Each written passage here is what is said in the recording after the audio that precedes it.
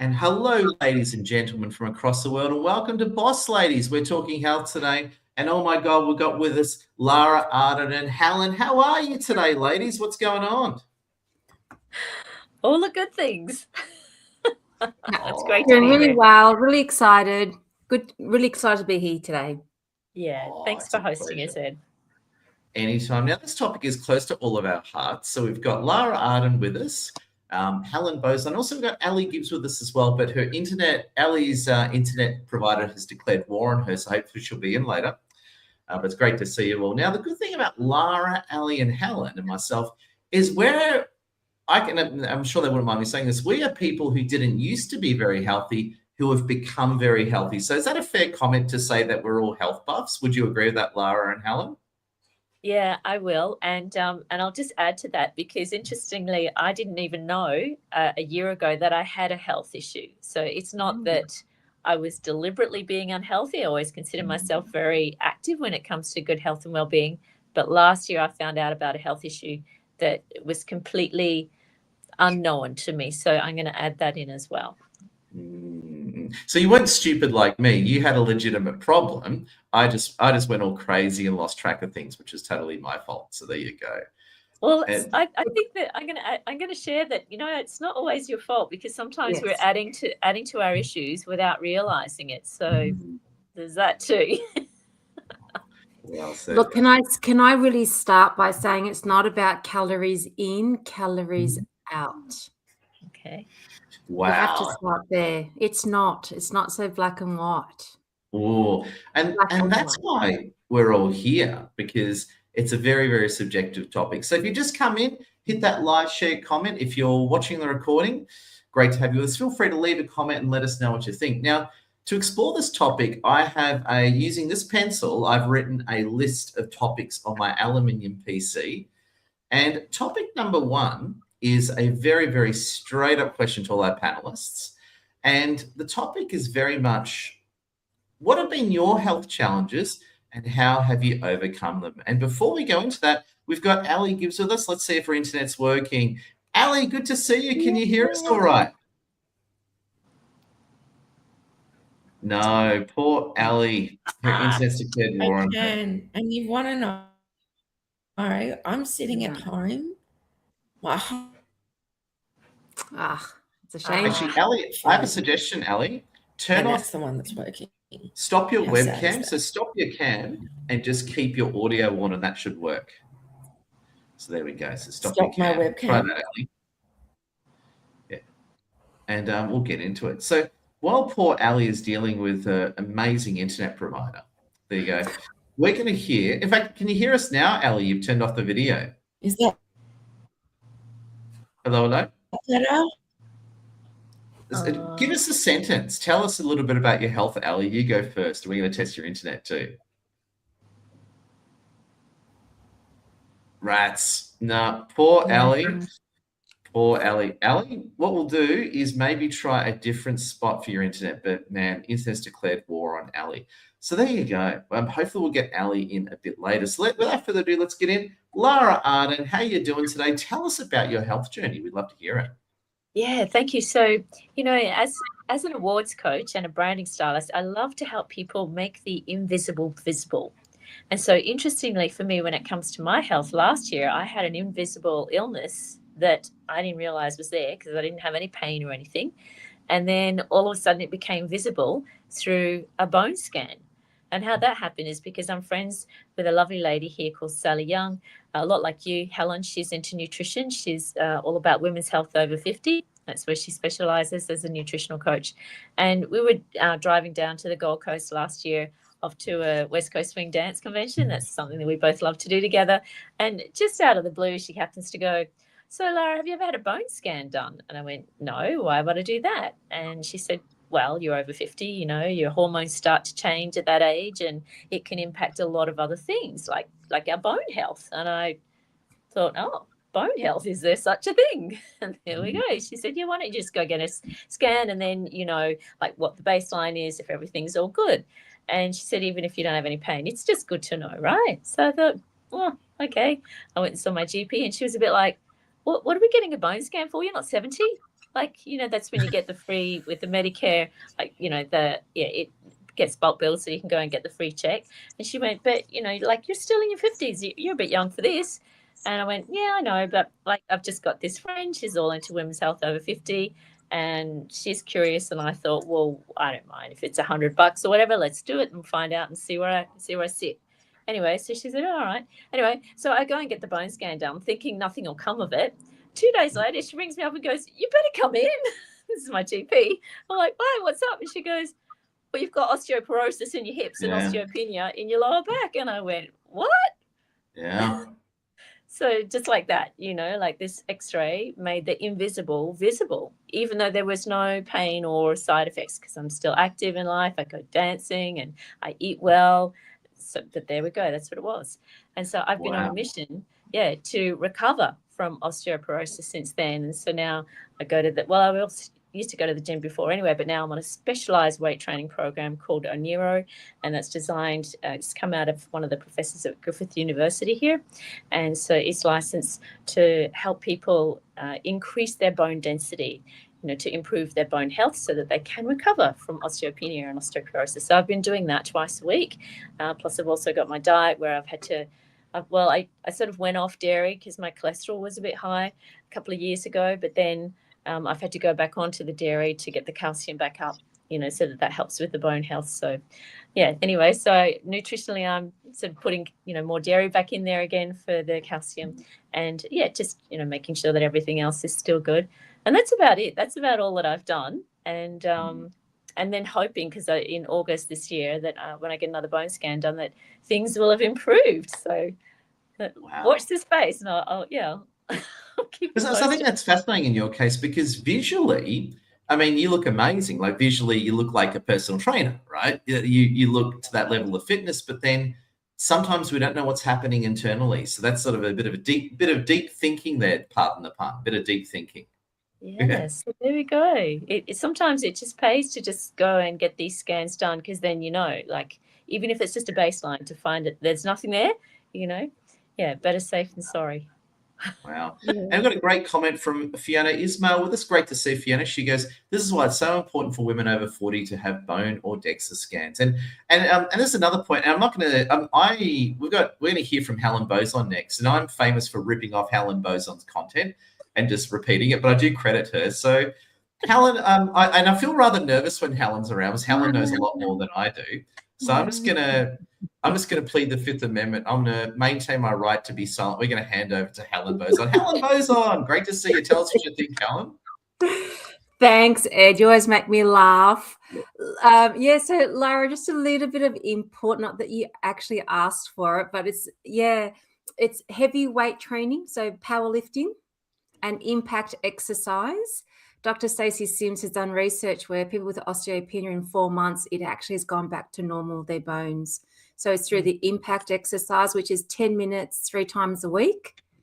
So you're jumping polymetrically, and so that impact gets the bones happening, and it's the power lifting. So it's 4-6 reps powerlifting stuff.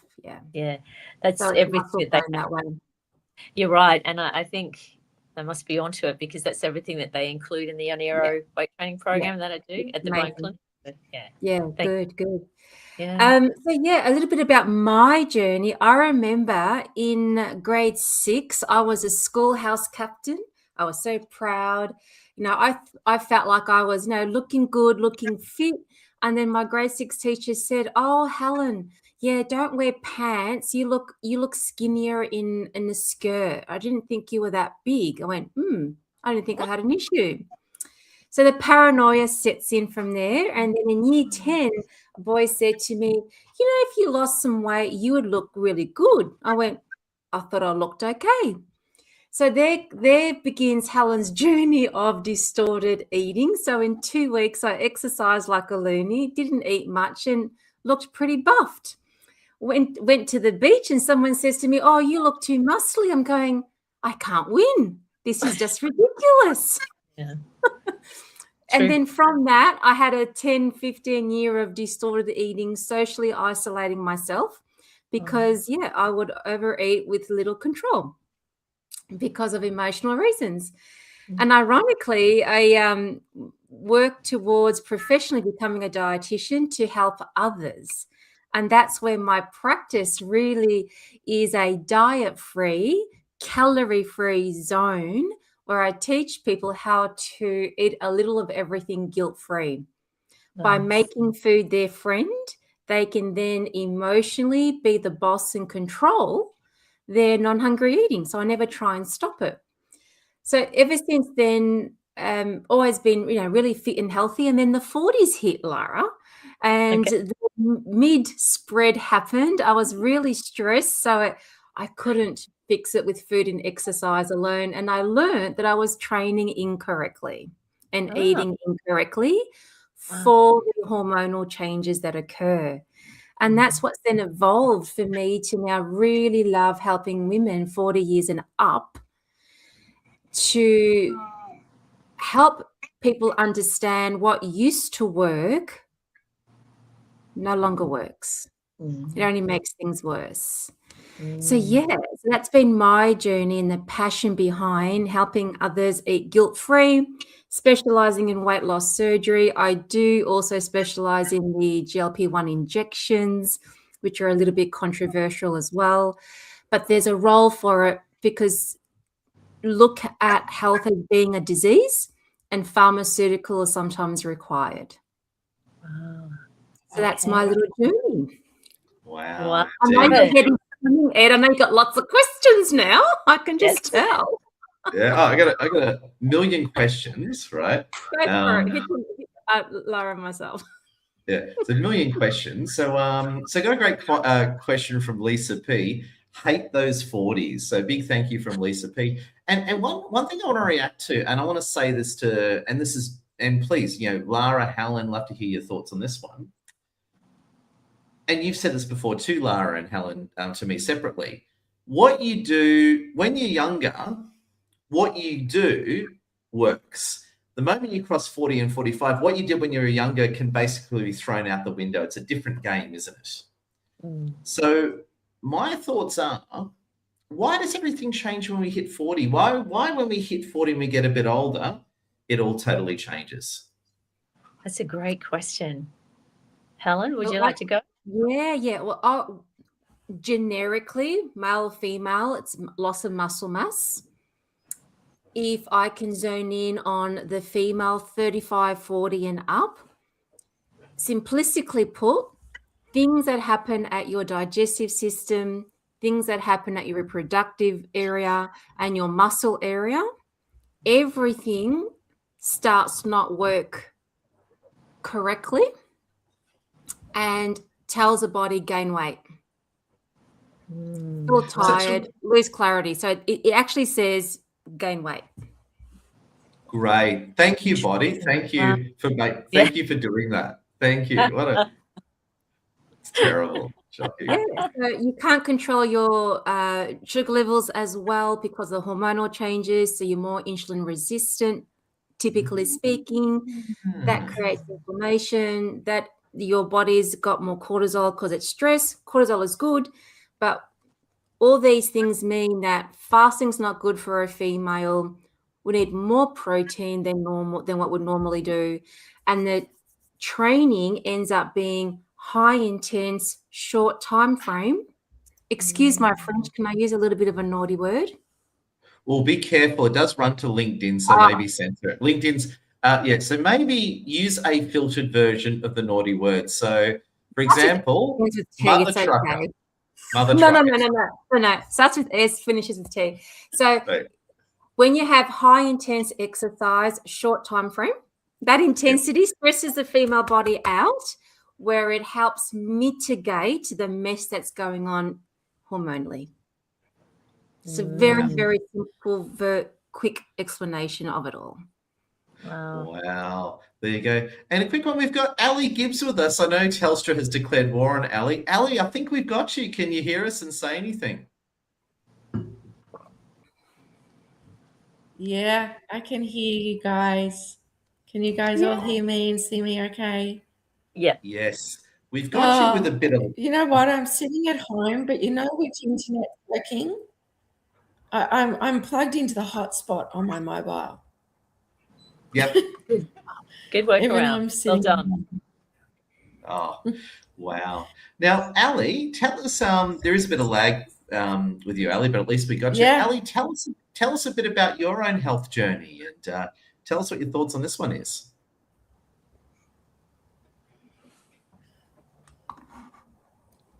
Is this better? Because I just lost you, Yes. Ed. Is this better? Yes, go for it, Ali. Tell us Okay. about your health journey. Don't get to see my beautiful face. I'm sorry, I'll have to turn my camera off. Can you That's right. ask the Go for it, question Ali. again, Ed? Because I didn't hear it. Oh, totally. We got you now, Ali. And a bit of a tip for anyone doing live streaming out there in Zoom. Whenever you have internet, like let's say you got slow internet, turning off the video can actually solve the problem because audio takes very little data. It's the video that eats up all the bandwidth. So sometimes audio only is the way to go. So love it. So Ali, tell us about your health journey. We'd love to hear it.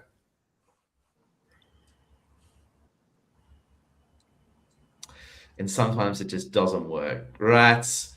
We love you, Ali. We love you. We'll come back to you a bit later, Ali.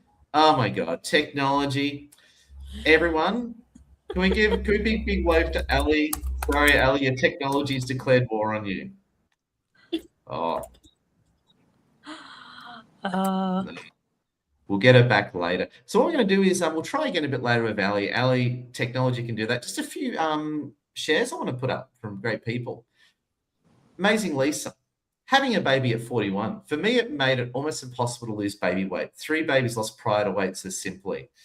Now I'm 51, struggling to lose, haven't gained. Wow. And got Jennifer Natal with us. Jennifer Natal, a great friend of ours. Thanks, Helen. The messages we see growing up affects all the stories we tell ourselves about growing up. So there's so much to unpack here. Lara and Helen, what are some of your reactions? Yeah, I think definitely hormones have got a great role to play in the changes that we see for the better or worse. and I've, been exploring that as part of my recovery from the osteoporosis, because one of the things my GP said to me is, I'm going to refer you to the gynecologist because I want to see if there is an opportunity for HRT, hormone replacement therapy. Apparently, when we get over 50 and we've gone through the change of life, the body's not making hormones like it used to. So the calcium doesn't get trapped or held in the bones anymore like it used to. So it can deplete faster than it replenishes through our diet. And so this is where my GP said, let's get you in to see the gynae and see what she can do to help you with, your hormone replacement therapy, HRT. So I thought, all right, well, we'll give it a crack. So I started on that about 6 months ago. And interestingly, that's had some really positive changes, which I'm happy to share. Okay. So you're really aggressive now, and can you punch through walls and you don't take any crap? It's like that. Oh, geez, I don't know about that. But if I can be intimate for a moment and share that in the bedroom, it's a lot easier. Oh, there you go. These days. There you go. Yeah. And so that's a good thing, There you happy go. morning again. There we go. So that's a plus. And then the other thing I've noticed is that before I went on the HRT, and let's say I was without it for 7.5 years, okay, after the change of life. But I also noticed that emotionally I'm feeling stronger, like less teary. Like I had often days, before then when I would just cry and have these little mini meltdowns, and not really for any reason why. It just, things would get too overwhelming, and there'd be a bit of brain fog and I couldn't figure things out quickly or easily, whereas I'm noticing that there's less and less of that now, and so that's actually a really nice feeling. So I'm enjoying that as a side effect. I did have to go and get the breast scan done though, just to make sure as a baseline that everything's all clear there, because that can be one of the adverse side effects for being on it. So I'm conscious and aware of that as well. So making sure that everything's done right and correctly. Just if you're going to do these things, you need to be really aware of how you can do it safely. So, I think the hormones have got a huge role to play in working for us or against us. So something to keep in mind. Yeah. Oh, Helen, what are your reactions? Helen, love to hear it. Yeah, no, totally agree. And everything that you're saying is spot on, Lara. And being teary, it's the drop in progesterone. And so, that's where the HRT helps balance those things out. And I use the wild yam cream. And Ah. I've been using that since the mid-40s, and that helps your body naturally raise the progesterone levels through the normal mechanisms. So that's where people with their health and females go, well, this is just normal. I'll just accept this. That's not the case. Yeah. I'm not as clear thinking, okay, what can I do? So that's where lifestyle makes a difference. The exercise wakes the systems up. HRT helps rebalance. And there's also supplements. So creatine mono version is paramount, 10 milligrams for mental clarity. It's also really good for energy, general energy. It takes 3 weeks to saturate your energy cycles. And it's good for gut health. So there are supplements that we can take which support the decline in the older age group, and mental clarity is a big one. So I always say improving your gut health through supplements and food, and then adding supplements to reduce inflammation. So fish or omega-3 supplements, you got to get good quality ones so that you can have more omega-3, less omega-6. Yeah. That reduction of inflammation, mental clarity again. So if I can just send a message, male or female, the older we get, do not accept this is normal. 100%. Yes. That's my main take-home message, and seek people who know who can help. Yeah. Definitely. It's funny, and just reacting to that, and I know I'm a dude, but even though obviously I'm a dude, unless you want to misgender me, and you guys are chicks, right? But I think it relates to guys too. As a guy who's almost turning 50, everything you're saying relates to me, right? Completely. Yeah. And one thing I found, and there's something a little bit darker I want to share, is that so I've been pretty healthy most of my life, but a few years ago, I just really lost it and put on a lot of weight and looking terrible and all that. Now, what was interesting, this is a little bit dark, but I'll say it, quite a few people made fun of me and really, really mocked me in that period of my life. And they did it very, very maliciously. Now, where that all became very interesting, or where it came back to roost, is a few people mocked me and made fun of me for putting on weight. And now, thanks to Helen, Lara, Lassie's help, as I got healthier, the roles are reversed. Those people have now gotten a little bit chubby and out of shape. And I've come back to them saying, hang on, you made fun of me a year ago, which is legit. I'm here to return the favor and what's going on, right? And you know what's interesting about these people, right? Took no responsibility. So what they'll do is they'll walk up to you and make all these comments about you, but the moment you do it back to them, you can't do that. So I found that interesting. Often the people who pick on, body shape and that sort of thing, it's very one-way street with those guys. Very one-way street. They'll give it, but they don't take it very well. And I found that's an interesting one. Now we've got Ali Gibbs back with us. Ali, can you hear us? If you can hear me, can you hear me? Yes, we got it. I think we got you, Ali. Leave your video off. Ali, give us a monologue and welcome back Ali Gibbs. Oh, no. Yeah, listening to what you were just saying then, Ed, I've had people do that to me too, but I've also had people do it in the workplace for different things. Like they're really good at dishing stuff out, but when the role is reversed, they can't take it back. And I find that the people that dish it out, especially where it's body shaming or anything like that, they're quite often, have you ever heard the phrase pointing the finger? When you're pointing the finger at someone, there's 3 fingers pointing back at you. Mm-hmm. There you go. Totally. Yeah. So they're seeing in themselves something that they don't like in themselves, and then they're putting it on you. That's the way I look at it. Wow. And so whenever people say things like that to me, I actually have a bit of a look at them and going, okay, what are you not happy with about yourself? Mm-hmm. Do a bit of a flip. I love it. And I really think it's none of people's business to comment about others. Health, appearance, nothing. I personally don't really comment unless it's in clinic and it's appropriate, because when someone's carrying extra weight, there's often, not calories in and calories out, there's Yes. often a reason, and there's always going to be typically an emotional or medical reason. Mm. People have to just mind their own business. Yep. Yeah. Yep. So I actually tell my clients, when you actually start getting results and people start asking questions about what you're doing, you're not allowed to talk about it. They go, what? I go, you're not allowed to talk about it. You tell them, don't say dietitian, nutritionist, nothing. My coach doesn't allow me to talk about it. Why do you Oof. think that's the case? Why is that so powerful? What do you think, Ed? Any Oof. idea? I would say that's a flex, because what you're doing is you're in a way delegitimizing that person, saying, hi, I disrespect you so much, I can't even be bothered giving you an answer. So it's the ultimate nudge. It's the ultimate counter nudge to someone's disrespect. I like it. And also, when you show someone how they're going to get results, you don't want other people's opinions and ideas and forcefulness, expert knowledge in quotation, sabotage what you're learning. So I call it the Maxwell Smart effect. Get that dome of silence and Yep. bounce it off. The cone of silence. Thank Yeah. you.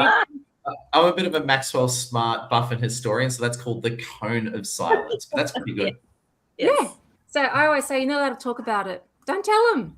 And then Yes. ask the question back and deflect. Now tell me what you did on your weekend. Don't Nice. answer the question. There you go.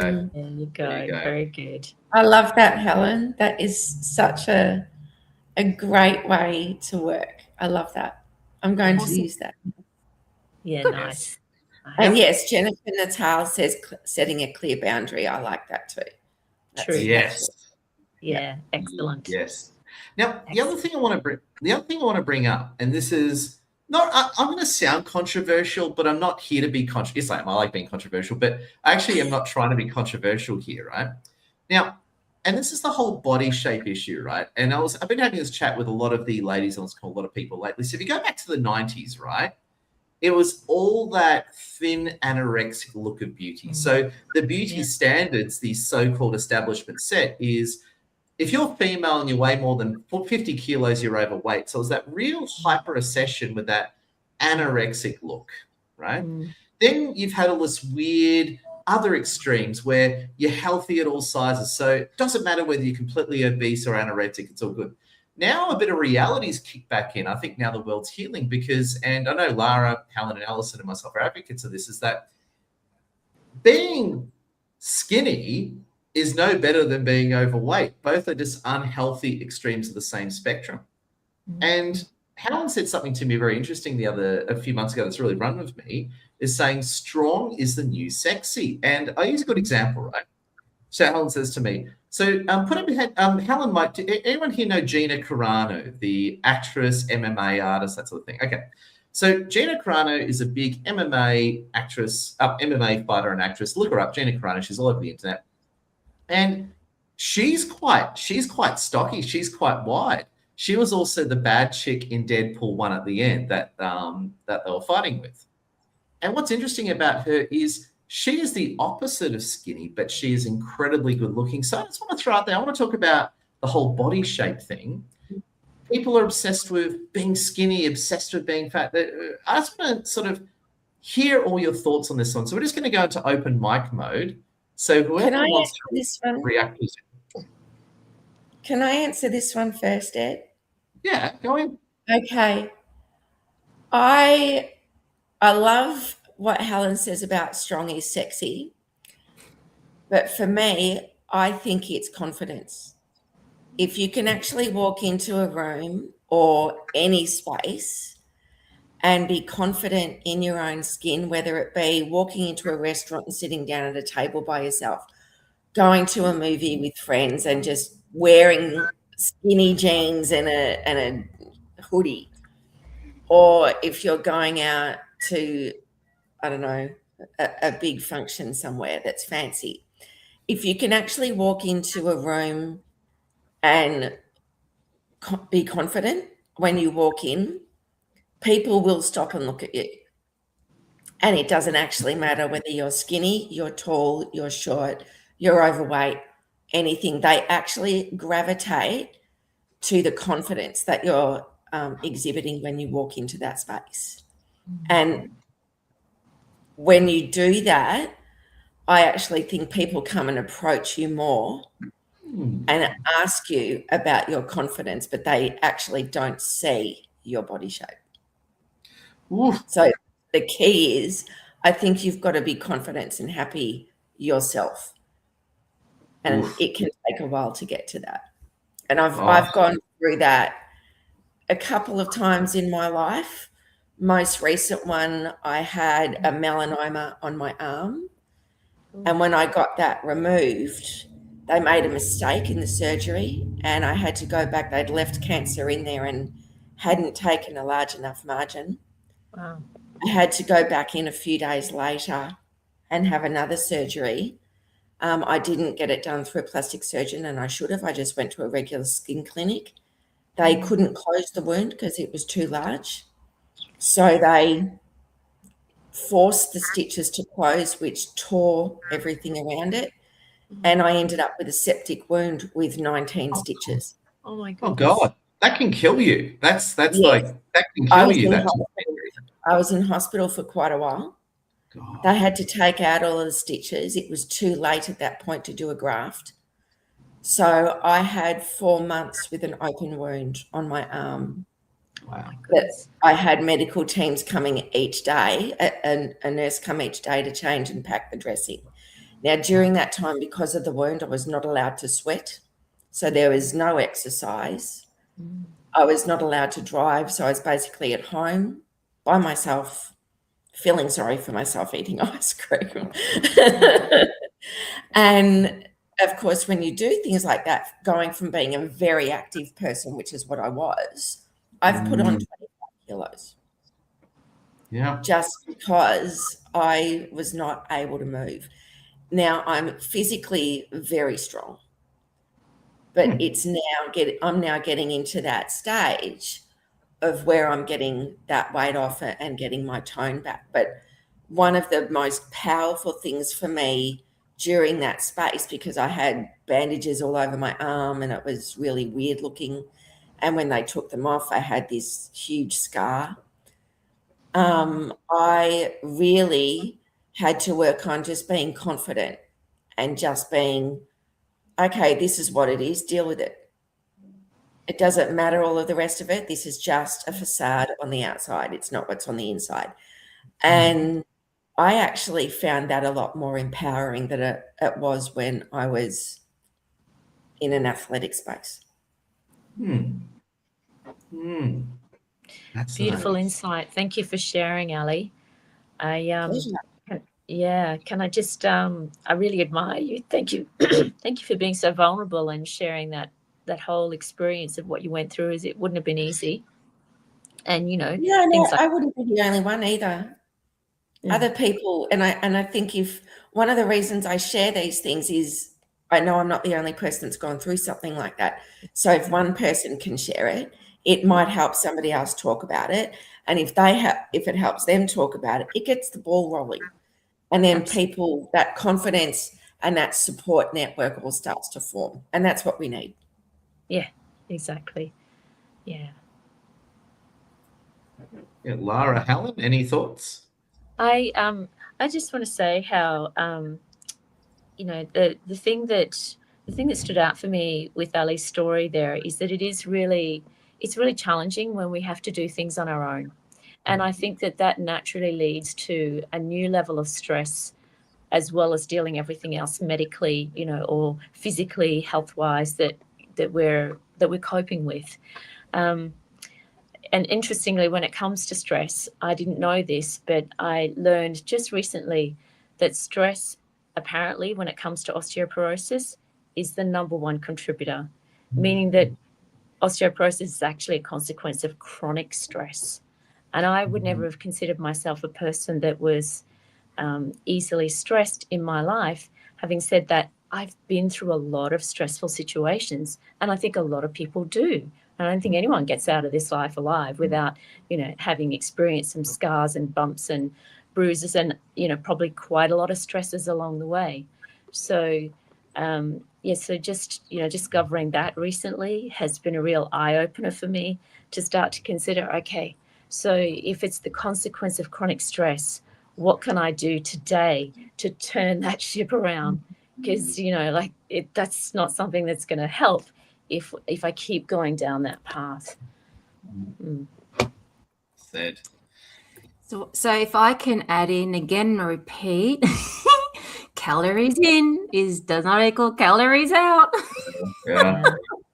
And yes, so stress, quality of sleep leads to, the older we get, we typically have more of inflammation. So the stress and the sleep, because of the hormonal changes in the female and then reduction in muscle mass, it amplifies. And that's where metabolism processes just don't work as clearly. And when we're talking about skinny or larger, I would love to help open people's mind up to saying body composition. Ooh. Yes. Body composition, being a little bit direct today. Composition, focusing on muscle mass. Because it then supports the bone. It's a domino effect. It helps with insulin resistance, which then reduces stress, inflammation. So I would say weight training, Ed is lifting. Lifting. I'm Helen Boson and I'm lifting. Sorry. So why do people sometimes fight weight training? It is because they are so focused on the number on the scale. And the number on the that's scale what I did. doesn't come down enough. That's what I did. Well, I won't do weights. Oh, well, I've got so many clients with weight loss surgery who want to lose their 50 or 30 or 40 or 60 kilos and then do weights, because we're fixated on a number, but we're losing all this bone and muscle along the way. So how do we get around it? As a percent, we try, as we lose weight, not lose more than 10% muscle mass. And that means it's appropriate for the weight loss. So I'll use that as a guide. Nice. And just train appropriately for your age to minimize that muscle loss. So the younger we are, high rep, lower weight for the female. The older we are, lower rep powerlifting is what we're after. Otherwise, you won't see a change in the muscle. And then, Ed, the injections, the issue is people are on too high of a dose. They can't eat enough. They don't get the nutrition. They lose muscle mass. Yeah. And now people are starting to look a little bit scrawny sometimes. Yeah. Well, it's I was having this channel. They look gaunt. Like you have people who, let's say they're larger and overweight, which of course, and let's say it's bad for argument's sake. They then take the injections and then they start looking vampiric after a while. They sort of go down that 1990s anorexic look, and that's not the answer either. No, it's not. And it's just when people struggle with their weight and they're finally getting under control, I believe it's very seductive. And they like the drop on the scales. They don't mind any other consequences. Now, I've heard many podcasts where some doctors actually stop the injections if it's purely for weight loss, if they're losing too much muscle. Yep. So skinny is not the way to go anymore. Composition for awesome health and longevity is, again, the exercise, the weights, and the protein. Yeah. Now, one reaction to that, and I go to and thanks to Lassie, Helen, Lara, and Ellie, and all the support, is I go to Anytime Fitness. I usually go to the gym 5 or 6 times a week, right? That's my normal thing, and I do at least 10,000 steps a day.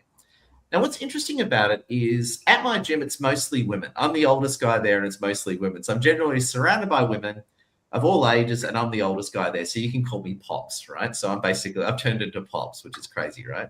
I'm like Pops there. And what's interesting, a lot of women who I'm friends with now, just, friends with them, they just tell me everything. And it's sort of like, they'll always say to me something like, oh, I want to be skinny. I want to be, oh, I weigh too much. And I just come back with a sort of Helen Boson defense saying, okay, you can be skinny, but you look amazing now. Why do you want to do this whole 1990s thing? And I find the moment I say the phrase 1990s thing, they instantly get it. And they go, it's sort of, you can see this stop in their thinking. They're like, yeah, you're right. I don't want to do this 1990s thing. I said, yeah, do you really want that junky look from the 1990s? No, I don't. And then I come back to them with what we're all saying is it's not about losing weight. It's about increasing muscle mass. It's about becoming healthier.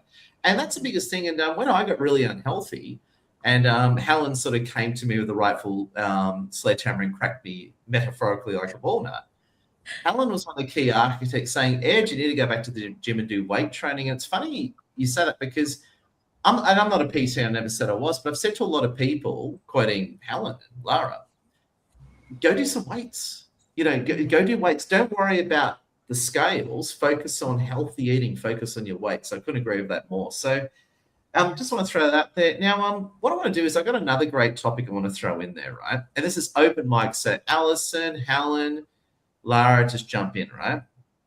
Just jump in. What is your top advice to any ladies or any guys from across the world who are having health problems? Let's say someone's really unhealthy and they're not doing great. What's your advice to them to kick it off? And we'll start with Ali Gibbs on that one. We'll go Ali, Lara, and Helen. So Ali, what's your advice to people on that one, Ali? Okay. If someone's really having a health problem and they're stuck, I would use this analogy. How do you eat an elephant? One bite at a time. So let's just bring it down into smaller, rather than looking at this huge picture that everybody tells you that you've got to do. Let's just break it down into small steps, little baby steps, and handle one at a time. And make the first one an easy win. Because if you've got an easy win at the beginning, that gives you the motivation to do the next one. If it's too hard, everybody will give up. Like, that's just human nature. That's what we do. But if you've got a few of the ones at the beginning that are really simple things that you can achieve, that will give you the motivation to do the next one, which will give you the motivation to do the next one. And before you know it, you'll look back at where you started 3 months ago and you will see a dramatic change, but you'll also realize that the changes that you made along the way were really tiny. So for me, I think that's probably the best advice. Just break it down into tiny little steps and just concentrate on one part at a time rather than the whole. Oh, well said. Nice. Love it, Ali. Lara, what's your thoughts on someone who's unhealthy right now, where to start? Oh, look, thank you so much for starting with Ali. Ali, I really appreciate you going first and saying that it happens in a process. It's step by step by step by step. We just don't go there in an instant because, whatever's happened hasn't happened in an instant. Like it's happened gradually over time. So we need to be patient with ourselves and allow for that step by step by step, to give us the results that we're looking for over time. Can I also include that there's been a lot of psychological research on this that has looked into why is it when it's the beginning of the new year and people sign up for the gym membership, they quit during the first 2 weeks. What is it about the first 2 weeks that people will start out really strongly motivated and like, I'm doing this, and they'll go along. But then within about the first 2 weeks, something happens and the motivation starts to dive. It takes a tank for the worse. And what they found is that it's actually when resistance starts to come up, and the resistance is from our old beliefs, the old beliefs that are telling us stuff that we don't actually really want to listen to, that's not going to help us with our new motivation and the new results that we want to get to. So be mindful of what's invisible that can be holding you back and stopping you or making you feel resistant about doing what you really want to do. Because if you're noticing resistance coming up, maybe take the opportunity to have a look at that and think, What are my old beliefs trying to tell me that I don't deserve this, that I'm not worthy, that I'm all this other BS, that I've been led to believe. Okay, so yeah, if you're noticing some resistance, maybe pause and just think, okay, what are my beliefs here about this that could be getting in the way of what I really want to achieve? Wow. Brilliant, Lara. Excellent. Brilliant. And Helen Boson, what's your deep think on this one? Perfectionism is your enemy. Yes, that was me. Yes. Perfectionism is your enemy. Learn how to eat chocolate and lose weight, have brie, be healthy. Yes, I totally agree, Patrick. You've got to be healthy as well. But if we're in a situation where we're really stuck and there's quite a few things to adjust, I say go to bed in your sweats, wake up ready for your walk with your runners at the toilet, empty the bladder while you're on the toilet, put your walking shoes on, and either just go for a quick 5-minute walk around the block or find a step in the house, the backyard, wherever, and just go up and down for 5 minutes. Yeah. That's it. Yeah. Or even better. You'll remember that movement and you'll go, well, that wasn't too hard. I always say movement is the first thing for momentum, and stop being perfect. So I was just going to say, sleep in your clothes or stay in your pajamas, and as a girl, hold the girls up and just walk in the backyard. You'll be good. And jump on LinkedIn. You can go for a walk and play on LinkedIn. And if you Jump right on can't get out LinkedIn. of bed, start in bed. Shut back the covers and just start moving your legs in the bed. That's it. 5 minutes. When I used to run, I couldn't be bothered. I'll go for a walk. And then within 5 minutes, I was running. So I always say 5 minutes is momentum. It's not about getting healthy. It's not enough, but it absolutely is enough mentally to get you started. Love it. Love it. So tomorrow morning, Ed, you can wake up with your little shorts on and go to the gym ready to smash it. I'm gonna go to the gym after this. Actually, because I got home at like midnight from Melbourne yesterday, so I slept in a bit. But after this, I'm gonna go hit the gym. So what I want to do now is I want to go into a bit of an open mic mode. We've got Ali Gibbs with us, Lara Arden, Helen Boson. So open mic is when we just go to open mic. Everyone jumps in with a key thought, and we just continue the discussion. And what I want to kick the discussion with, is. And this is and I'll tell a quick story just to set this one up. This only happened a few months ago. So one of the people who, and this person's not a bad guy. So I'm talking about him negatively, but I actually don't mean it. He's actually not. He's actually a good guy. So one of the people who made fun of me a year ago for being a lot out of shape, which I was, they've now gotten very much out of shape, right? And so the tables have turned. And by the way, I actually like this person. I'm not dissing him here.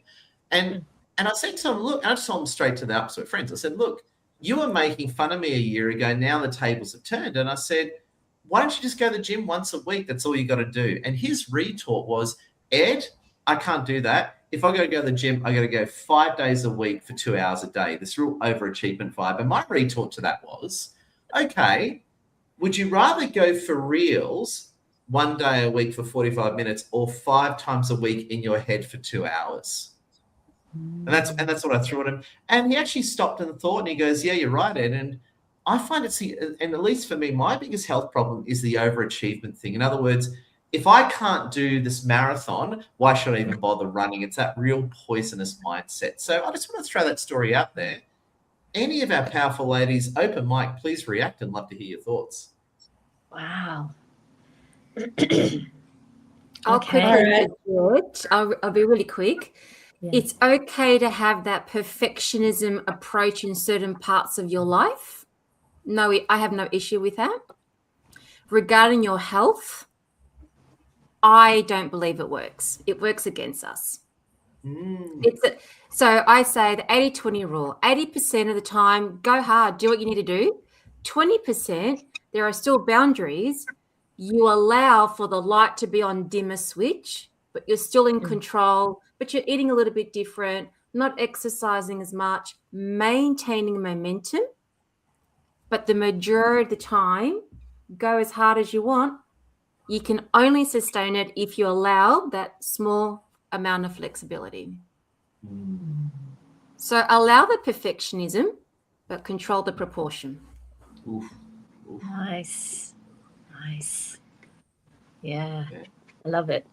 Well, I really love the momentum and, the inspiration that you've shared with us, Helen, about how all it takes is just giving yourself, like 5 minutes. Can I just do 5 minutes? Because that could turn into 10 and that could turn into 20. And then we could, find that we're more empowered. So one of the things I want to add to that is, as well as momentum, there's monitoring.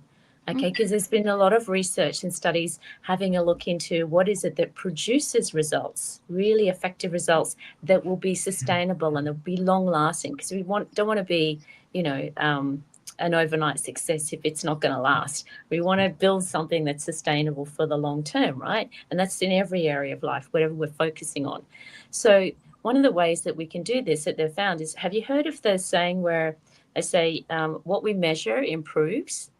Have you heard that saying? Okay, there's actually an upgrade on that now through these other studies and research that they've found. And what we now know is that what we measure and monitor on and report back on, so this is where accountability comes in, whether we're reporting to ourselves or to someone else. It's even more powerful if you report to someone else, or even if you can report to a group, right? Because it's, for some reason, we'll want to show up and be good for a group more than ourselves. Okay, so there's the power of group facilitation as well. So whatever we measure and monitor and report back on to ourselves or to a group, it increases the odds of success, improving by not just 20% improvement, but 80% improvement. So where in your week could you give yourself the opportunity, this is all about accountability, to either come back to yourself, whether it's a weekly check-in that you do with yourself, or whether it's someone that you're going to, or because even going to someone else, just two people as a group, right? It's someone beyond yourself. So where in your week can you account to yourself or someone else and just double check, hey, this is my progress. This is what I said I want to do. This is how I went. This is how I didn't do. And this is what I want to improve on. Give yourself that opportunity to win and to succeed with accountability. Well said. Well said. Love it. And Dangerous Ali, what do you think, Dangerous Ali? I really love being last on this one because these two fabulous ladies are just having a great discussion here. I am going to add to both of them. I hope I'm going to add to both of them. I, as a young person, I was a competitive swimmer. I swam at quite an elite level for a while. I could see you doing that, actually. I can so see you doing that. Yeah. I was born with gills, Ed. I was either in the pool training or I was surfing, because I was also a surf lifesaver. And for me, that competitiveness has never really left my psyche. So even as I get older, my brain is sort of like, oh no, you can still do this. But I have to keep it in check and go, okay, Ali, let's be realistic. You're not doing a 4K swim today. You're not doing a 5K run today, because it'll take you 3 days to get over that, and then you'll have 3 days of doing nothing because you can't move. So I actually go, okay, I'm going to do a 1K run today, but I'm also going to do some yoga, and I might do some Wim Hof breathing. Yes. Now I still burn all the same calories. My body isn't under the stress that it was before, so my joints are actually healthier. I'm more flexible.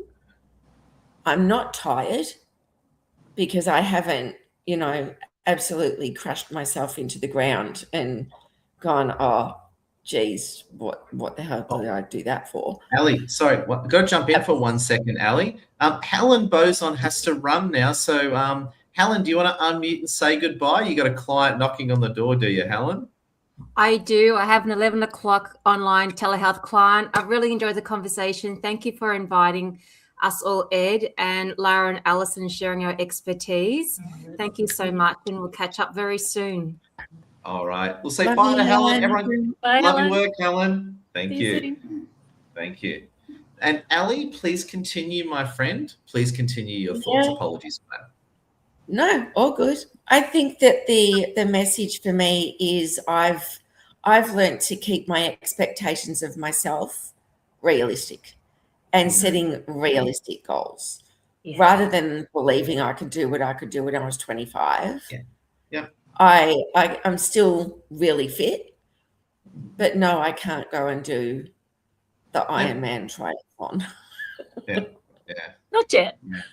Not yet. That's it. You I can get actually back. don't want to do the Ironman triathlon again, Lara. No. It's Do it's the funny you Ironman mentioned. one. Yeah, it's funny you mentioned that, and this is the dangers of positive thinking. And it's a little bit distant, but not completely off topic. So Mount Everest, right? I'm kind of into Mount Everest and all the crazy stories.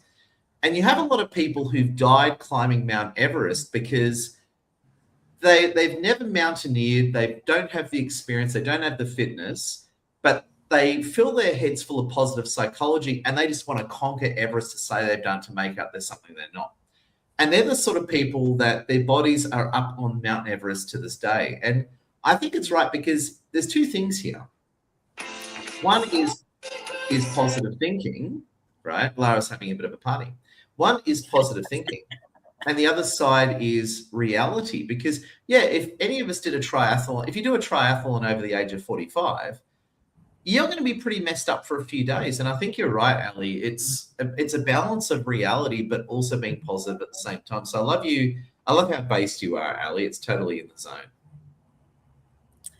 Yeah, well, it's taken a few injuries to get to that level. That's the way it goes. Way it goes. Yeah. So, yeah. So I'm going to say it looks like we're at the end. Lara's had a disaster come up, which she's had to tend to, which is amazing. So I think it's you and me, Ali, to finish this one off. And it's great to have you with us. And we know for next time, Ali, just leave your cam off and your audio sounds great. I'm glad we nailed it. Awesome. Yeah. Yep. Yeah. We got Lara back. Now what we're going to do is we've hit the hour mark. It's time for us to finish up. So we're going to finish off with closing monologue. So Lara Arden, do you want to give us a closing monologue? And a closing monologue is an opportunity for our panelists to wrap up today and tell us what they think and leave us with a lasting thought. So we'll go Lara, then Ali for closing monologue. Over to you, Lara. Sure. I would just love to say thank you so much for this opportunity to come together on the panel. Love these Boss Ladies Summits every month, and definitely tune in for the next one for anyone who is with us today. Edward always packs a punch for these topics that he chooses for us. They're always right on theme and right on point as well. And then, yeah, just a shout out to Helen and also Ali. Ali, just love your sense of commitment to everything that you do, you know, and then that you're not willing to settle for things as they are, that you'll just continue to keep rising. So good on you. Thank you, Ali. And Helen, just really appreciate the advocacy that you have for us as human beings, for our health and well-being, and that, you know, you've taken that into your professional line of work to really educate us all so that we don't have to be left wondering, you know, in the dark on our own, what the heck is going on? You know, even if you have a sense of there's something not quite right, which is where I was a year ago, even though I didn't have pain, I just knew there wasn't something quite right with me. So I went and I got it checked out. I asked questions. And as soon as we get things checked out and we ask questions, the support comes and the answers will flow to us, and we'll be able to, like Ali, rise up and go beyond to greater things again. And Ed, thank you for being the great example that you are to all of us as well. Love your work. Lara, love your work. Big round of applause. Connect with Helen Boson and Lara, everyone. And big thank you. And to finish up, we're going to hear a closing monologue from Ali Gibbs. Ali, do you want to wrap up what you've heard in a pretty little bow and tell us what you all think? Well, it's going to be really hard to follow, Lara.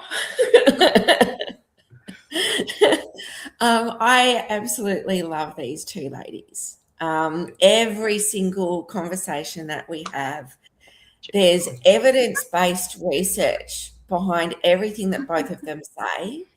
It's not just something they're pulling out of thin air. There's a lot of research that's gone into this. There is a lot of time and effort that has been put into the work and the advice that these two wonderful women bring to this table. And Ed, everything that you do with these wonderful webinars and your connection, your networking, the generosity that you show all of us with your time. We don't pay you for this. This is something that you do just because you're a wonderful human being.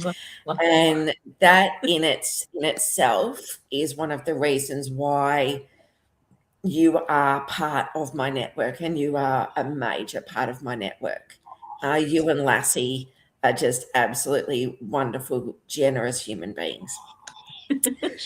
So, yeah, as far as any advice that I'm going to leave anybody with, love who you are, love your own skin. Don't listen to all of the negativity that comes out, because those people are just unhappy in their own life. Yep. Yeah. Toxic positivity as well. Yep. Don't surround yourself with yes people. Yep. But the people that are around you, allow them to challenge you.